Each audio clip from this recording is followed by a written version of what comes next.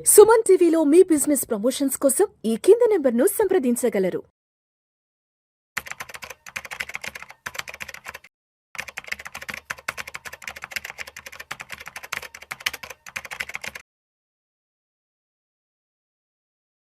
నమస్తే అండి. Welcome to Suman TV. నేను విజయ్ చక్రధర్. చాలామంది ఒక లంసమ్‌గా ఇన్వెస్ట్‌మెంట్ చేసి ఒక రెగ్యులర్ ఇన్‌కమ్ కావాలనుకున్న వాళ్ళందరికీ కూడా బ్యాలెన్స్డ్ అడ్వాంటేజ్ ఫండ్స్ అనేవి సజెస్ట్ చేయడం జరుగుతుంది. ఎందుకంటే బ్యాలెన్స్డ్ అడ్వాంటేజ్ ఫండ్స్‌లో చూస్తే మనకి 65% ఈక్విటీ ఉంటుంది. అలాగే 35% అనేది డెట్ ఉంటుంది. అది హైబ్రిడ్‌లో. బ్యాలెన్స్డ్ అడ్వాంటేజ్ ఫండ్స్‌లో ఏంటంటే 20% ఈక్విటీ, 80% డెట్ అట్లా మనకి ఫండ్ మేనేజర్ ఎవరైతే ఉన్నారో అకార్డింగ్ టు ద టైం బట్టి ఆ మార్కెట్‌లో ఉన్న ఒడిదుడుకులను బట్టి కొంత పోర్ట్‌ఫోలియోని అది ఈక్విటీగాను, డెట్‌గాను మారుస్తూ ఉంటారండి. సో, తద్వారా ఏంటంటే మనకు అనుకుంటాము ఒక రిటర్న్స్ అయితే బాగా వస్తాయని. ఇది ఎప్పుడు బ్యాలెన్స్డ్ అడ్వాంటేజ్ ఫండ్ సక్సెస్‌ఫుల్ అవుతుంది అంటే గనక కంటిన్యూయస్‌గా 2 ఇయర్స్ మార్కెట్ పడిపోతూ ఉంది అన్నప్పుడు ఎక్కువ అలొకేషన్ డెట్‌లో పెడతారు. కొంచెం తక్కువ అలొకేషన్ ఈక్విటీలో పెడతారు. ఎప్పుడైతే బుల్ మార్కెట్ వచ్చిందో అప్పుడు ఎక్కువ అమాంతం ఎక్కువ ఈక్విటీలో పెట్టి డెట్‌లో తక్కువ పెడతారండి. 20%, 30% పెడతారు. కానీ చూస్తే లాస్ట్ 18 మంత్స్‌గా మనం చూస్తే అదేంటంటే అది బుల్ మార్కెట్ కాదు, ఇటు బేర్ మార్కెట్ కాదు. అది సైడ్ వాల్ మార్కెట్ అయింది. అంటే 2 డేస్ చూస్తే 2000 పాయింట్స్ అప్‌లో ఉంటుంది. నెక్స్ట్ 2 డేస్ చూస్తే 2000 పాయింట్స్ డౌన్‌లో ఉంటుంది. సో, మనం చూస్తే ఒక 1 మంత్ ఒక మంచి ర్యాలీ వచ్చింది. 5000 పాయింట్స్ పెరిగింది అనుకున్నంతసేపు పట్టలేదు. మళ్ళీ నెక్స్ట్ మంత్ కల్లా మళ్ళీ 5000 పాయింట్స్ డౌన్ అయిపోయింది. సో, ఈ సైడ్ వాల్ మార్కెట్స్‌లో చూస్తే మనకి బ్యాలెన్స్ అడ్వాంటేజ్ ఫండ్స్ పెద్దగా లిక్విడ్‌గా అనిపించలేదండి. చూస్తే తాత్కాలికంగా మనం చూస్తే టెంపరరీగా ఒక 6 ఇయర్స్ మంత్స్‌కి చూసుకున్నా, 7 ఇయర్స్ మంత్స్ చూసినా కూడా పెద్దగా నెగెటివ్ రిటర్న్స్ తప్ప మనకి పాజిటివ్ రిటర్న్స్ వచ్చింది లేదు. సో, దానికంటే కూడా మనకి కొత్తగా వచ్చిన ఎస్ఐఎఫ్‌లో కూడా ఈ బ్యాలెన్స్ అడ్వాంటేజ్ ఫండ్ ప్లస్ అంటున్నారు దీన్ని. ఈ ప్లస్‌లో ఏముందో చూద్దాం మనం. ఇది hybrid long and short term funds నుంచి వచ్చినాయి. ఎస్పెషల్లీ మన టైటానియం వాళ్ళది ఉందండి. వాళ్ళు కంపల్సరీగా చెప్పారు మాకు ఎప్పుడైతే ఎన్ఎఫ్ఓ రూపంలో వచ్చిందో మార్కెట్‌లోకి వాళ్ళు ఆ రోజున చెప్పారు. ఇది ఒక బ్యాలెన్స్డ్ అడ్వాంటేజ్ ఫండ్‌కి ప్లస్ కింద ఉంటుంది. ఎందుకంటే ఇందులో ఆల్రెడీ డెరివేటివ్స్ కూడా యాడ్ చేసాం మేము. సో, ఆ డెరివేటివ్స్‌లో ఏమవుతుంది అంటే నేను చెప్తాను. మనకి కనుక హెడ్జింగ్, ఆర్బిట్రేజ్ అనే 2 కాన్సెప్ట్స్ ఉన్నాయి. అవి మనకి మ్యూచువల్ ఫండ్స్‌లో లేవు. సో, మనకి మ్యూచువల్ ఫండ్స్‌లో కేవలం ఈక్విటీ ఆర్ డెట్ అనేది ఉంటుంది తప్ప ఇందులో ఏంటంటే మనకి ఈక్విటీ, డెట్‌తో పాటు కాస్త రియల్ ఎస్టేట్‌లో కూడా అమౌంట్ ఇన్వెస్ట్‌మెంట్ చేస్తున్నారు. అలాగే డెరివేటివ్స్‌లో కూడా అమౌంట్ ఇన్వెస్ట్‌మెంట్ చేస్తున్నారు. ఎప్పుడైతే రియల్ ఎస్టేట్, అలాగే డెట్, అలాగే డెరివేటివ్స్ ఈ మూడిట్లో ఉందో అంటే 70-80% మనకి నాన్ మార్కెట్‌లో ఉందో మనకి పెద్దగా దానికి ఇంపాక్ట్ అయితే లేదండి. పెద్దగా మార్కెట్ పడినా కూడా అవి అంత భారీగా పడలేదు. ఆల్రెడీ మేము 6 మంత్స్ అయిపోయింది మనకి ఎస్ఐఎఫ్స్ మార్కెట్‌లోకి వచ్చేసి. ఇప్పుడు మేము ఆల్ ఇండియాలో అంటే ఓవరాల్ ఇండియాలో top best balance advantage fund తీసుకొని దాంతో కంపేర్ చేస్తే కూడా మనకి ఎస్ఐఎఫ్స్‌లోనే రిటర్న్స్ ఎక్కువ వచ్చాయి. అవి మార్కెట్ పడినా కూడా తక్కువ పడింది. అలాగే మేము ఒక్క బ్యాలెన్స్ అడ్వాంటేజ్ ఫండ్ కాదు, ఒక 3-4 బ్యాలెన్స్ అడ్వాంటేజ్ ఫండ్స్ తీసుకున్నాం. కరెంట్ మార్కెట్ పొజిషన్ మార్కెట్‌లో ఇండియాలో ఏవైతే బెస్ట్‌గా పర్ఫార్మెన్స్ చేస్తున్నాయో, లాస్ట్ 10 ఇయర్స్ నుంచి పర్ఫార్మెన్స్ చేస్తున్నాయో అట్లాంటివి తీసుకున్నాము.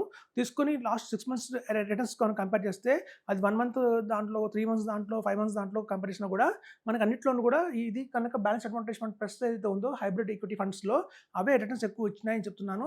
సో, కాబట్టి మన దగ్గర ఉన్న ఒక 50 లాక్స్ కావచ్చు, 30 లాక్స్ కావచ్చు, 40 లాక్స్ కావచ్చు. మనం ఆల్రెడీ బ్యాలెన్స్ అడ్వాంటేజ్ ఫండ్స్‌లో మనం ఉన్నాము అనుకుంటే అందులో 50% చేయండి. అంటే మొత్తం తీయకండి. కేవలం 50% మాత్రం ఇట్లాంటి ఎస్ఐఎఫ్స్‌లో పెట్టండి. బ్యాలెన్స్ అడ్వాంటేజ్ ఫండ్ ప్లస్ అనే కాన్సెప్ట్స్‌తో రన్ అవుతున్న ఎస్ఐఎఫ్స్ ఏవైతే ఉన్నాయో మార్కెట్‌లో hybrid long term, short term ఫండ్‌లో వాటిలో ఇన్వెస్ట్‌మెంట్ చేయండి. ఎప్పుడైతే మీ పోర్ట్‌ఫోలియోని 2గా డివైడ్ చేస్తారో కొంత బ్యాలెన్స్ అడ్వాంటేజ్ ఫండ్స్ పెట్టండి మ్యూచువల్ ఫండ్స్‌లో, కొంత బ్యాలెన్స్ అడ్వాంటేజ్ ఫండ్స్ ప్లస్ అని పెట్టండి ఎస్ఐఎఫ్స్‌లో. మీకే తెలుస్తుంది ఒక 6 మంత్స్‌లో, 1 ఇయర్‌లో ఆ రెండింటి మధ్య తేడా ఏముంది, రిటర్న్స్ ఇందులో ఎక్కువ వస్తున్నాయి అనేది మీకు అబ్జర్వేషన్‌లో పెట్టుకోండి, తెలుస్తుంది. చాలామందికి వీటి మీద అవగాహన లేదు. ఎందుకంటే మార్కెట్‌లో కొత్తగా వచ్చాయి కాబట్టి ఇంకా డిస్ట్రిబ్యూటర్స్ కూడా వీటి మీద బాగా ఇది లేదు, కమాండ్ లేదు. ఇంకా చూద్దాంలేండి ఒక 3 మంత్స్ అవుదాం, 6 మంత్స్ అవుదాం, 1 ఇయర్ అవుదాం అనుకుంటారు. కానీ మీరు అంతసేపు ఆగకండి. ఎందుకంటే ఆల్రెడీ టెస్టింగ్ మనం చూసాము. లాస్ట్ 6 మంత్స్‌లో మనకి బాగానే అర్థమైపోయింది. ఇప్పుడు చూడండి ఒక అన్నం ఉడికిందా లేదా అని చూడడానికి మొత్తం అన్నం పట్టుకోక్కర్లేదు. ఒక మెతుకు చాలు. అట్లాగే మనం చూడండి ఒక 6 మంత్స్ చాలు మనకి అది ఎలా పర్ఫార్మ్ చేస్తుందని చెప్పడానికి. సో, మేము టెస్టింగ్‌లో ఆల్రెడీ పెట్టామండి. ఇది బాగానే వర్కౌట్ అయింది. సో, మనకి balanced advantage fund plus returns కావాలి అంటే మాత్రం ఎస్ఐఎఫ్‌లో మనకి ఒకటి ఉందండి. సో, దీంట్లో మనం ఆల్రెడీ ఉన్నాము, పెట్టాము అనుకుంటే కనుక బ్యాలెన్స్ అడ్వాంటేజ్ ఫండ్‌లో మీరు 50%గా డివైడ్ చేయండి. సో, మీకు ఐడియా వస్తుంది. అలాగే మల్టీ అసెట్ ఫండ్స్‌లో కూడా ఏదన్నా మీరు కనుక ఒక ఎవ్రీ మంత్ రెగ్యులర్ ఇన్‌కమ్ తీసుకుంటున్న వాళ్ళందరూ కూడా బ్యాలెన్స్ అడ్వాంటేజ్ ఫండ్‌లో పెట్టినా కానియండి, ఒక ఇండెక్స్ ఫండ్‌లో పెట్టినా కానియండి, అలాగే మీరు చూస్తే ఒక న మల్టీ అసెట్ ఫండ్‌లో పెట్టినా కానియండి, వీటన్నిటిలో ఉన్న అమౌంట్స్‌లోంచి కరెక్ట్‌గా 50-50 చేసి ఎస్ఐఎఫ్స్‌లో ట్రై చేయండి. మీకు ఒక 6 మంత్స్, 1 ఇయర్, 2 ఇయర్స్‌లో మీకు తేడా తెలిసిపోతుంది. వీటికి మధ్య తేడా ఏంటని చెప్పి అత్యధికంగా రిటర్న్స్ అయితే పొందొచ్చని చెప్తున్నాను. ఈవెన్ మార్కెట్ డౌన్ ఫాల్‌లో కూడా మనకున్న డెరివేటివ్స్ కానియండి, అలాగే రియల్ ఎస్టేట్ కానియండి అందులో ఉన్నవి. సో, మీకు అమాంతం రిటర్న్స్ అయితే ఎక్కువ ఇస్తున్నాయి. డౌన్ ఫాల్‌ని ప్రొటెక్షన్ చేస్తున్నాయి. ఒకవేళ కనుక మార్కెట్ మంచి బుల్ రన్ వచ్చిందంటే మాత్రం రియల్ ఎస్టేట్‌లో ఉన్న అమౌంట్‌ని కూడా వాళ్ళు జీరో చేయొచ్చు. ఆ ఆప్షన్ కూడా ఉంది ఎస్ఐఎఫ్స్‌లో. రియల్ ఎస్టేట్ కానియండి, డెరివేటివ్స్ కానియండి, కేవలం మార్కెట్ డౌన్‌ఫాల్‌లో మాత్రమే వాడతారు. ఎప్పుడైతే ఒక బుల్ రన్ వచ్చిందో వాటిని జీరో చేసేసి పూర్తిగా కూడా ఈక్విటీకి వెళ్ళిపోయే అవకాశం అయితే ఉంది. ఆ ఫ్లెక్సిబిలిటీ అనేది మనకి ఎస్ఐఎఫ్‌లో బాగా ఉంది. సో, అదండి మ్యూచువల్ ఫండ్స్ కంటే కూడా ఎస్ఐఎఫ్స్‌లో ఇప్పుడు బాగా రాణిస్తున్నాయి. ఎస్పెషల్లీ బ్యాలెన్స్డ్ అడ్వాంటేజ్ ఫండ్స్‌లో చూసుకున్నా కూడా మేము ఇక్కడ మీరు లంప్ సమ్‌గా ఎంతైతే అమౌంట్ పెట్టారో అందులో 50% చేసి ఇందులో మూవ్ చేస్తే గనక మీకే తేడా తెలుస్తుందని చెప్తున్నాను. అలాగే టాక్సేషన్ పరంగా చూసినా కూడా మనకి చూడండి ఎస్ఐఎఫ్స్‌కి, మ్యూచువల్ ఫండ్స్‌కి కూడా టాక్సేషన్ ఒకేలా ఉంది. క్యాపిటల్ గెయిన్ టాక్స్ వచ్చి మనకి 12.5% మనం కట్టాలి. Short term capital gain talks వచ్చి మనం 20% అయితే కట్టాలి. సో, టాక్సేషన్ పరంగా కూడా మనకి చూస్తే 2 ఒకేలాగా ఉన్నాయి కాబట్టి మనకి ఇంపాక్ట్ అయితే పెద్దగా ఉండదు. అలాగే రెగ్యులర్ ఇన్‌కమ్ కూడా మనకి ఈజీగానే ఇందులో ఇస్తున్నారు. ఎస్‌డబ్ల్యూపీ ప్లాన్‌లో కూడా తీసుకోవచ్చు మనం. ఒకవేళ కనుక ఎస్ఐఎఫ్‌లో ఎవరైనా ఎస్‌డబ్ల్యూ ప్లాన్ తీసుకోవాలి, రెగ్యులర్ ఇన్‌కమ్ తీసుకోవాలంటే మినిమమ్‌గా 12,00,000 అయితే పెట్టాలండి. 10,00,000 అయితే మామూలుగా రెగ్యులర్ ఇన్‌కమ్ వద్దు అనుకున్న వాళ్ళు 10,00,000 మినిమమ్ గానియండి. ఎవరైతే రెగ్యులర్ ఇన్‌కమ్ తీసుకుందాం అనుకుంటున్న వాళ్ళకి మాత్రం 10,00,000 మించి పెట్టాల్సొస్తుంది.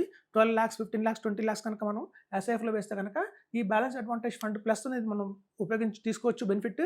తద్వారా ఏంటంటే మనకి రిటర్న్స్ అయితే ఎక్కువ వస్తాయి. ఇక్కడ మనం ఒక 6%, 7% తీసుకుంటున్నామంటే ఒక 1% ఎక్స్ట్రా కూడా మనం బ్యాలెన్స్ అడ్వాంటేజ్ ఫండ్‌లో తీసుకోవచ్చు. ఒకవేళ కనుక మనం 6% కనుక 2 చోట్ల తీసుకుంటున్నారంటే ప్రిన్సిపల్ అప్రిషియేషన్ మీకు ఏదైతే ఉంటుందో బ్యాలెన్స్ అడ్వాంటేజ్ ఫండ్ కంటే కూడా ఎస్ఐఎఫ్‌లో మీకు ఎక్కువ వస్తుందని చెప్తున్నాను. సో, అదండి మనకి ఎస్ఐఎఫ్స్. సో, బ్యాలెన్స్ అడ్వాంటేజ్ ఫండ్స్ దాంతో పాటు మల్టీ అసెట్ ఫండ్ కానియండి ఏదైనా సరే మీరు కనుక విత్‌డ్రాల్ కావాలి, ఒక రెగ్యులర్ ఇన్‌కమ్ కావాలి అనుకున్న వాళ్ళందరికీ కూడా ఎస్ఐఎఫ్ ట్రై చేయండి. ఇది చాలా వర్కౌట్ అవుతున్నాయి బాగానే. మనం లాస్ట్ 6 మంత్స్ నుంచి చూసాము.